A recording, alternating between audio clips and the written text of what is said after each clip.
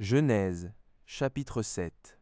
L'Éternel dit à Noé, entre dans l'arche, toi et toute ta maison, car je t'ai vu juste devant moi parmi cette génération. Tu prendras auprès de toi 7 couples de tous les animaux purs, le mâle et sa femelle, une paire des animaux qui ne sont pas purs, le mâle et sa femelle, 7 couples aussi des oiseaux du ciel, mâles et femelles, afin de conserver leur race en vie sur la face de toute la terre.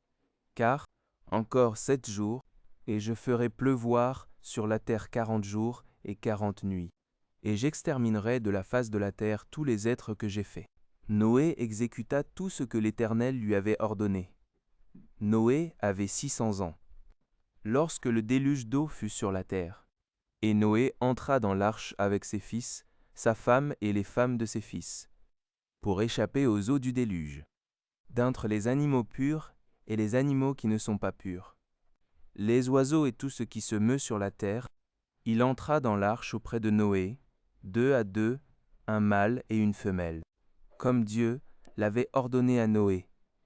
7 jours après, les eaux du déluge furent sur la terre. L'an 600 de la vie de Noé, le second mois, le 17e jour du mois. En ce jour-là, toutes les sources du grand abîme jaillirent, et les écluses des cieux s'ouvrirent. La pluie tomba sur la terre 40 jours et 40 nuits. Ce même jour entrèrent dans l'arche Noé, Sem, Cham et Japheth, fils de Noé, la femme de Noé et les 3 femmes de ses fils avec eux. Eux et tous les animaux selon leur espèce, tout le bétail selon son espèce, tous les reptiles qui rampent sur la terre selon leur espèce, tous les oiseaux selon leur espèce, tous les petits oiseaux, tout ce qui a des ailes. Ils entrèrent dans l'arche auprès de Noé 2 à 2.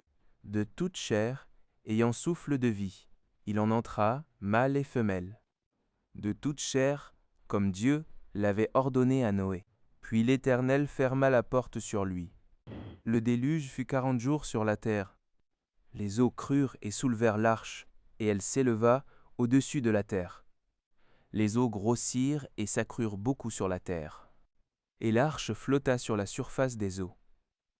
Les eaux grossirent de plus en plus, et toutes les hautes montagnes qui sont sous le ciel entier furent couvertes.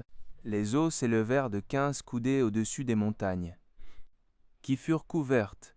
Tout ce qui se mouvait sur la terre périt, tant les oiseaux que le bétail et les animaux, tout ce qui rampait sur la terre, et tous les hommes, tout ce qui avait respiration, souffle de vie dans ses narines, et qui était sur la terre sèche, mourut.